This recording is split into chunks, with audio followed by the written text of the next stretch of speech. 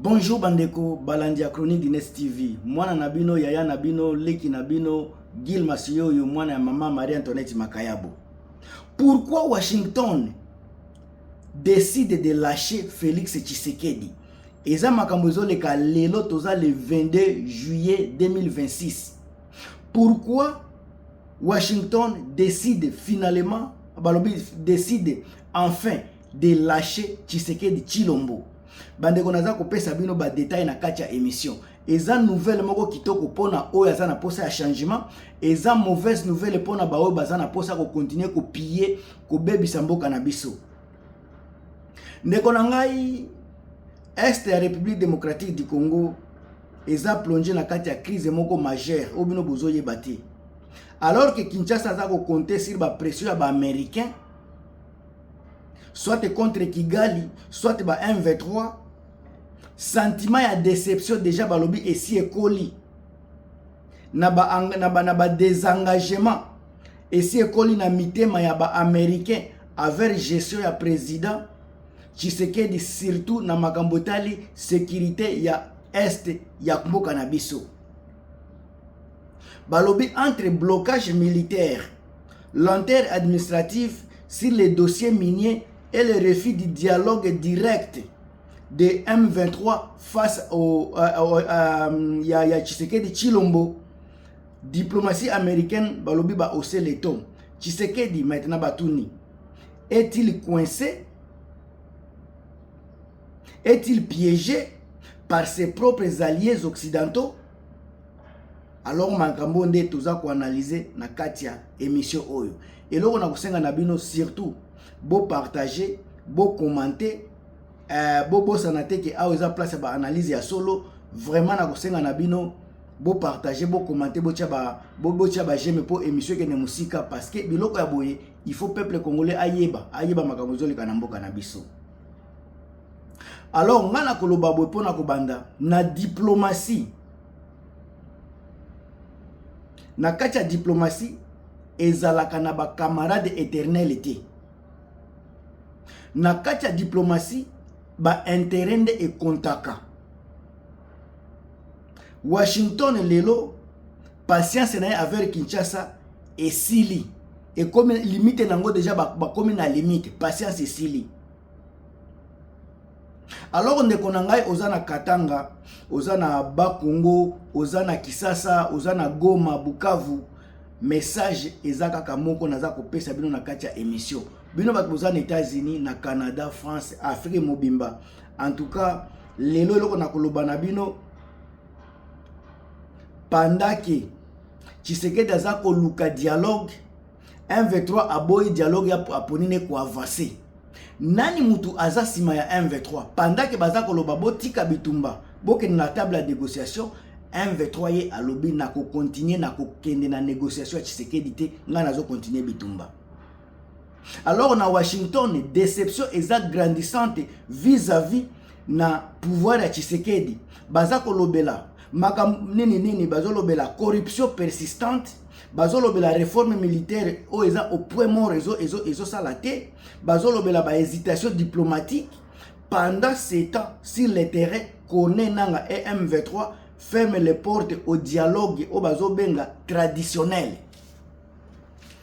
Bandeko balobi boye déception grandit face au pouvoir de Félix Tshisekedi, bazolobela corruption persistante, réforme militaire au point mort et les hésitations diplomatiques. Pendant ce temps, sur le terrain, Corneille Nanga et M23, balobi ba rebelle té, balobi ka Corneille Nanga et le M23 ferment la porte au dialogue traditionnel. Pourquoi Nanga a fermé porte na dialogue? Pendant qu'il y a des alaki, ceux qui balobi dialogue, batiki bitumba bakena ba dialogue. Lelo pourquoi a fermé porte na ba dialogue? Est-ce que ba américain ba pesiye nini akora ko kende kubunda? Est-ce que ba américain ba pesiye autorisation ya ko sécuriser ba population ou bien ko récupérer ba place sur ba minéraux na bango eza? En tout cas tozo solo là. Le contrat ya ba minerais contre la sécurité et loko wana bobosa na yango te. Yango eza ko tourner au ralenti. Pourquoi est tourné au ralenti? Les États-Unis ont soutenu diplomatiquement la RDC en échange d'un accès sécuritaire et privilégié aux minerais critiques. Bazolo bela ba cobalt, lithium wana ba cuivre. C'est indispensable pour la transition énergétique et na industrie na bango ya défense. Mais déception eza na maboko eza na kaya ya nani ya ba américain. Déception ngo eza nini? Déception ngo eza nini bandeko parce que ba lobby yango awa bien clair et net. Washington déplore lenteur et réforme à Kinshasa, le manque de transparence des contrats d'État et les capacités du gouvernement à sécuriser les voies d'approvisionnement dans l'Est. Pour les stratèges américains, Tshisekedi promet beaucoup mais concrétise peu et concrétise trop lentement. Et là, c'est très important, déception américaine, balobi boye. Washington a déploré lenteur et réforme à Kinshasa, le manque de transparence des contrats de l'État et de les capacités du gouvernement à sécuriser les voies d'approvisionnement dans l'Est. Ndekonangai makambo eza likolo ya mabanga. Ndekonangai Crispin Kayembe, merci na soutien na yo na makambo ndenge toza ko solola. François Mboukou Kassa, président FMK avec Denis Pongo Bambo Théâtre. Échec à solution militaire yango tozo komona sikeza ko memonana na pression diplomatique eza ko mata. Américain baza ko insister diplomatie il faut salema banini solution militaire ezwama baza la paix pression ya dialogue. Piège sikeza pe wana eloko moko ya grave bandeko na ngai oyo ba américain nazomona ki baza ko tshela Tshisekedi. D'abord, Washington a s'engager directement dans une guerre par procuration contre le Rwanda et a exiger solution pour négocier. Tshisekedi a promis à son opinion publique qu'il ne négociera jamais avec la rébellion parrainée. Les lots a se retrouver publiquement bloqué. Donc, a obligé de négocier na ba o alobaki ya ko négocier na bangote. Wana tozape na makamu mususu. Ba diplomate américain bazoloba incapacité de l'armée de FARDC na terrain eza ko permettre traiter Tshisekedi à continuer na bitumba. Bazoloba incapacité de l'armée congolaise à restructurer ses commandements et à stopper l'insécurité. Ça montre que les réponses purement militaires ne fonctionnent pas na côté à Tshisekedi.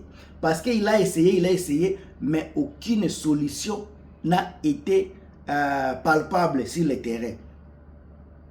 Alors, Washington pousse donc pour une table ronde, table de négociation, c'est que Tshisekedi voit comme une reddition politique. Alors, Makambu, Otozomona, Nanga ya lobby, na kosolola te koboya kosolola ya nanga eza déjà ko paralyser ba pour parler o eza en cours parce que rien ne pourra se faire sans nanga, rien ya sécurité et kobima sans nanga. Posons-nous la question, na moyen nini ndebo kende ko sala dialogue ya ba Fayulu ba Kabundi bazwa solution ya bitumbeza na Congo bakozwa ngo ndenge nini par quel moyen sans initiation ya Corneille Nanga makambo kolobeze trop. Alors soki ba américain ba s'allier na M23 na Corneille Nanga eko sala eko dircir ba exigence ya ba M23. Mais awa bango baza nanu kuna te. Awa kaka eza ba exigence ya M23 o baza ko boya ko kende kuna. Ba boy pourquoi balobaki yango konenanga lobaki yango lobby na ba discours na ye na tiaki déjà na émission. Konenanga pona kozala mukuse il a dirci ba exigence na ye. Exigence ya Bunagana eza ba exigence ya lelo te.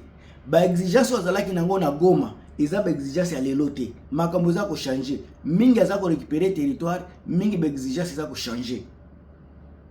Alors, Nanga aboyi désormais dialogue de simple cantonnement ou ya ba amnistie, ya ba échange, ya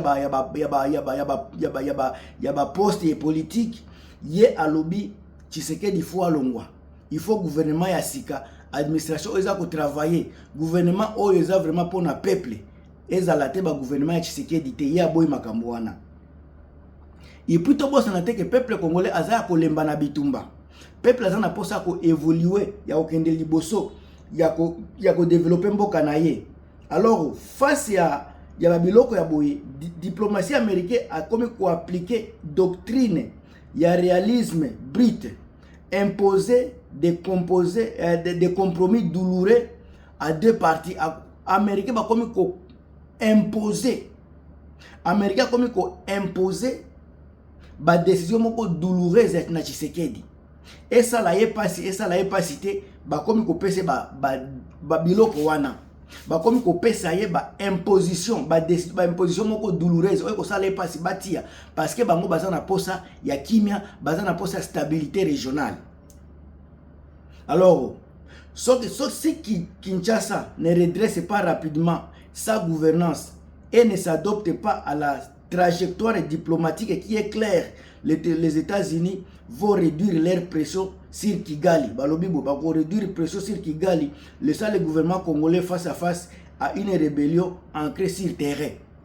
Boyoki, balobi soki Tshisekedi asali kiteti bako lembisa makambo na bango côté Rwanda et bongo sika ba pesi pression bakotika pression ya M23 AFC M23 contre Tshisekedi.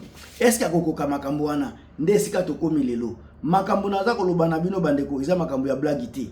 Alors Tshisekedi ndenge bato baza koloba, il n'a pas été trahi, aza pe trahi te. Il est appuyé sur une illusion diplomatique. Ye aza sur ba illusion moko diplomatique.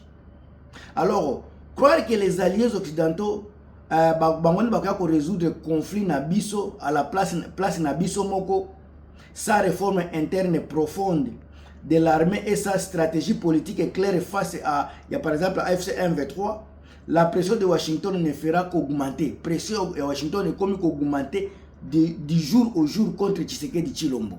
Bande konangaye on a lobaki te ngamu tunabino Gilmas ba information boye il faut na pesa bino po boye ba sika nini mboka na biso Tshisekedi aza komema yango na désordre wana bandeko yango naza koloba toujours to sangana to éliminer désordre oyo na mboka na biso to longola désordre oyo na mboka na biso to zuwa ba oyo baza na capacité ya kozongisa valeur ya mboka na biso ndeko na ngai to bandeko tuna bambongo akasumbalesa ezokende wapi?